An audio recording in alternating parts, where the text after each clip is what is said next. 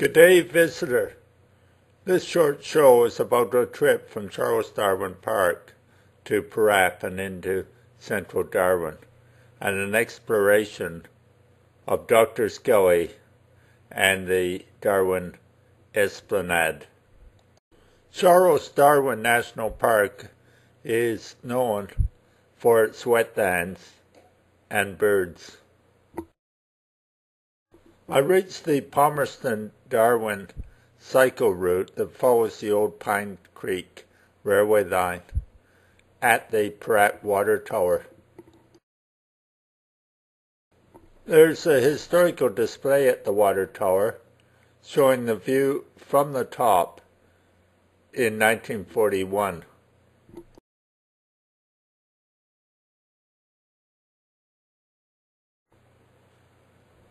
The water is carried by pipes above ground, and they've been decorated by primary school students.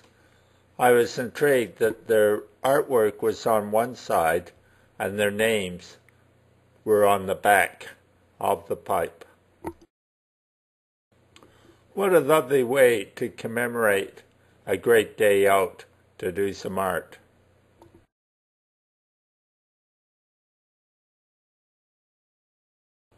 All the bus stops along the route were also decorated with artwork.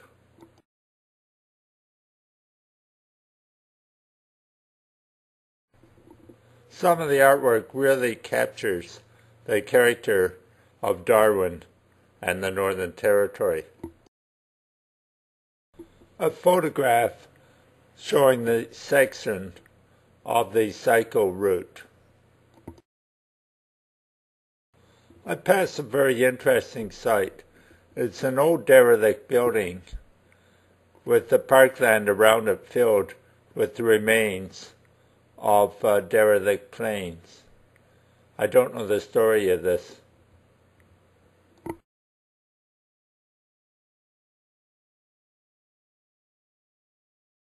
It's quite an industrial wasteland.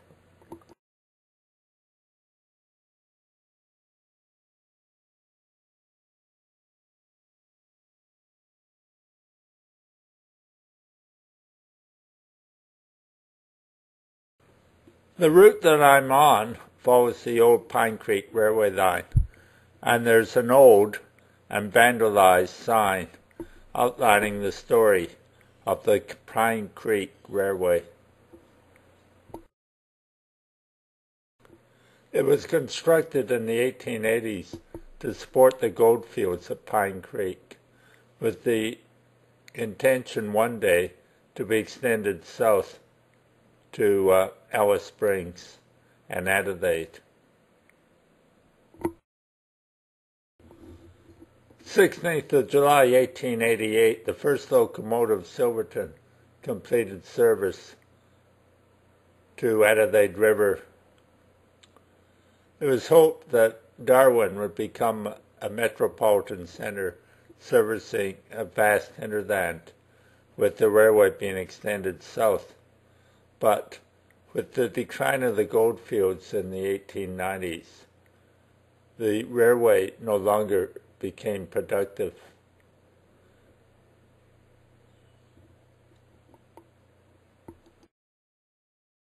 The line used to be called the Never Never Line because it didn't run on time. Hopes were raised when South Australia relinquished the Northern Territory and it was acquired by the Commonwealth in 1911. The Commonwealth also received the Palmerston to Pine Creek Railway. The railway was extended to the town of Katherine in 1913 and then reached Berrimah in 1929. This was the end of the line for the next 70 years.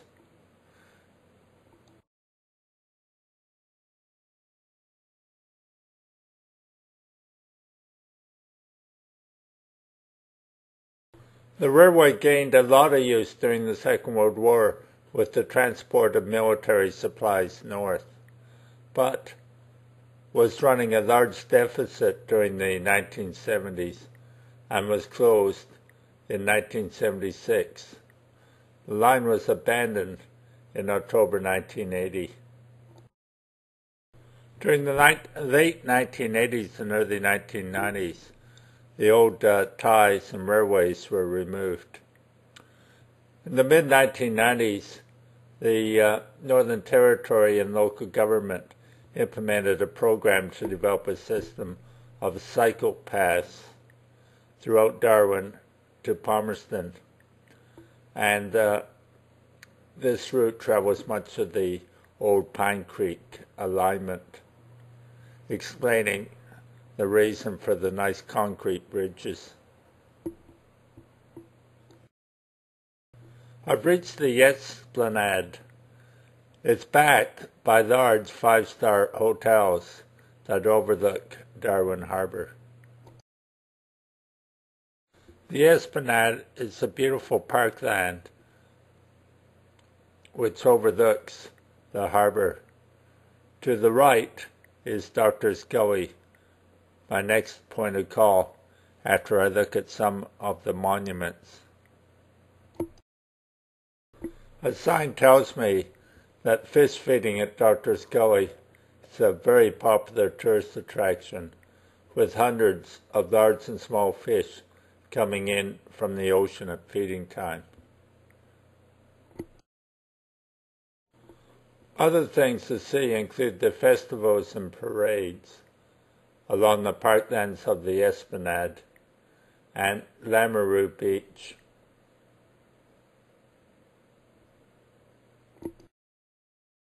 A monument to the Leichhardt expedition.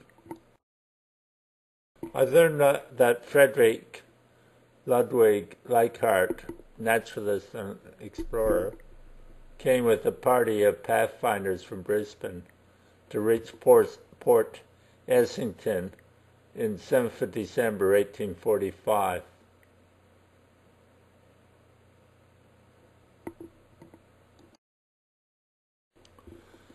Their trek, lasting 14 months and 17 days, was a great physical achievement and of major importance to Australia. It resulted in the discovery of many streams on large areas of grazing land.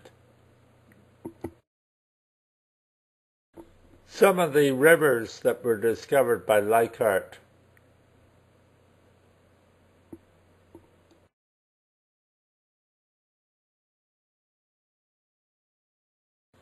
there's some very interesting interpretive signs, such as this one, "Ocean views hide history," referring to sunken wrecks in the harbour. The shimmering surface of Darwin Harbour hides the remains of ships that were sunk during the Japanese air raids on Darwin Harbour the 19th of February 1942. One in particular was the U.S. ship, the Perry.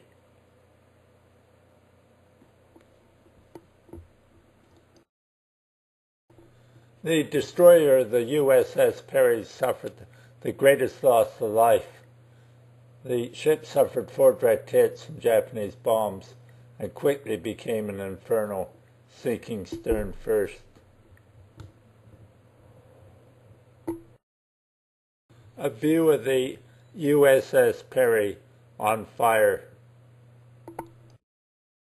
A number of items have been salvaged from the Perry, including one of the 4-inch guns, which I'll show you. I enjoyed talking to this gentleman for a half hour or so.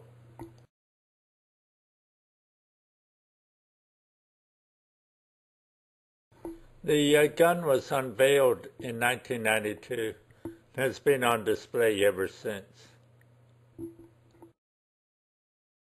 There are many other displays of Darwin's military past, particularly during the Second World War. This plaque celebrates Second Lieutenant Robert Buell, a fighter pilot who was